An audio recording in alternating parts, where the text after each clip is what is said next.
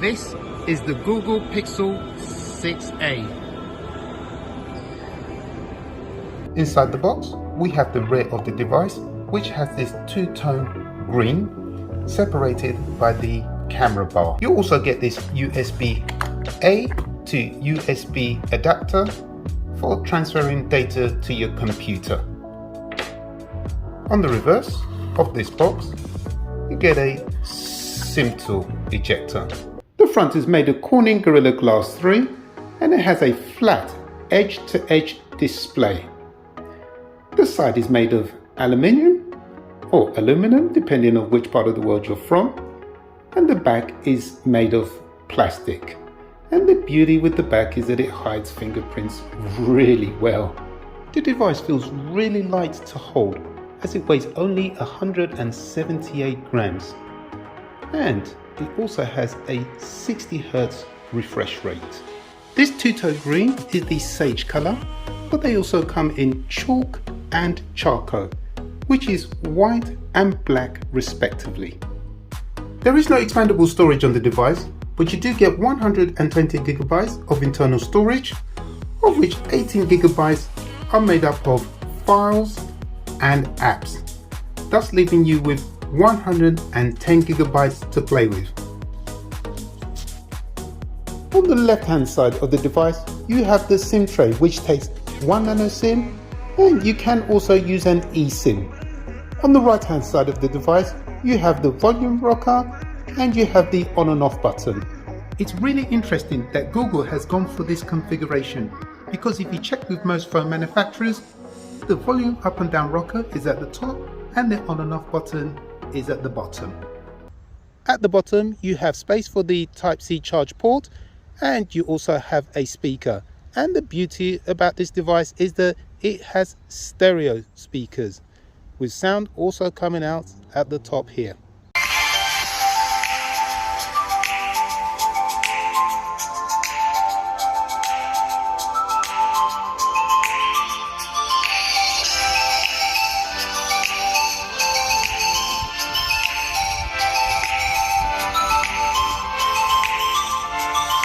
The device has an IP67 dust and waterproof rating, meaning you can take this out on a beach.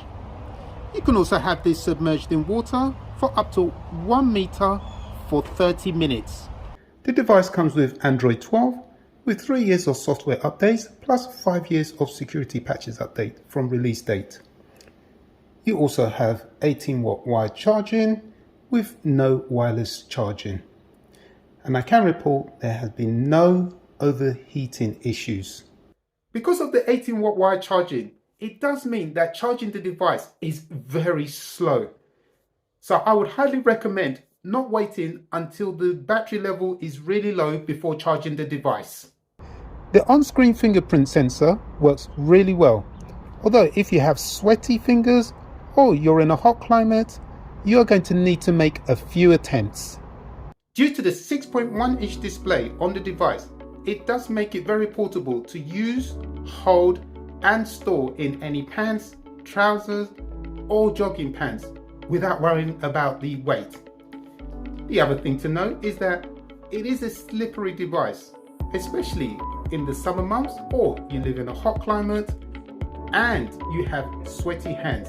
So I would highly recommend getting a case for it. There is an in-depth video which takes a look at the camera features on the Google Pixel 6a, and it is safe to say that the features are really good at this price range. The front-facing or selfie camera has an 8 megapixel wide camera, and you can shoot video up to a maximum of 1080p at 30 frames per second, and there is no video stabilization.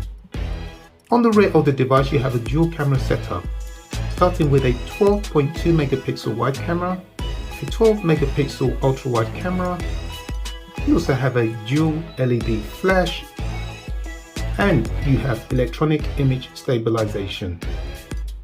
And when it comes to recording video, you can record at a maximum of 4K at 30 and 60 frames per second. There is no telephoto lens.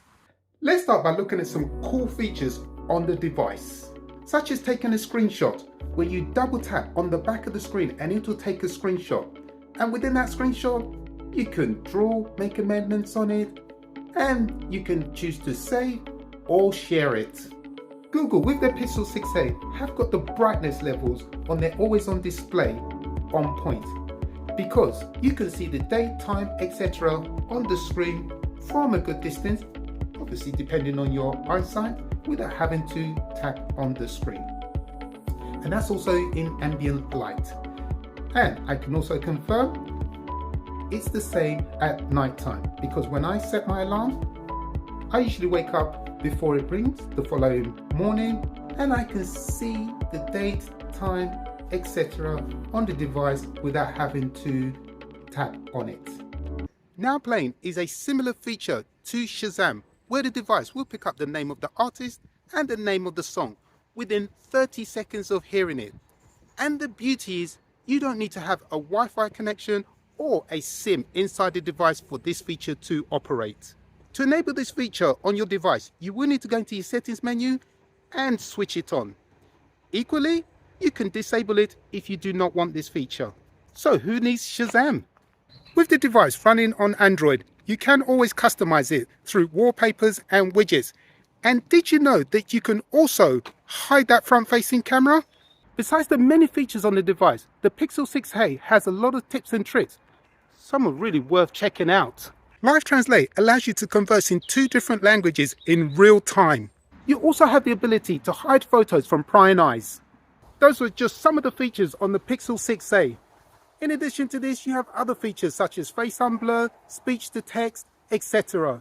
In terms of the color of the display, you do have the option of changing these from natural, boosted, and adaptive. Did you know, after taking a selfie photo, you can go back to it at a later point in time and blur the background. So in effect, you will have a portrait selfie. When it comes to performance, the Google Pixel 6a, which I'm currently filming on, can handle anything that I throw at it. So for example, I'd wake up in the morning and just before leaving work, I'd make sure the battery was 100%, and on my 75-mile commute into work, I'd listen to the radio, and then when I was on public transportation, I would play a lot of YouTube videos. And once I reached the office, I continued to listen to music for a good 4 hours continuous. If you're enjoying this video, a subscribe to the channel below would be like a ray of sunshine, and it is free to do, as my analytics are showing less than 1% of you watching are subscribers. Once my day was over, I made the 75-mile journey back home, which involved a 1-hour train journey, and in that period I watched a lot of YouTube videos. And it's safe to say, by the end of each day, I had around 30 to 40% of battery left in the device. And that was without any charging whatsoever during the day. Just before we look at photos and videos taken with the Pixel 6a, which by the way were taken across 2 continents, there is another video showing more photos and videos. It was tough selecting them for this and that video, as I took hundreds of photos and videos with this device.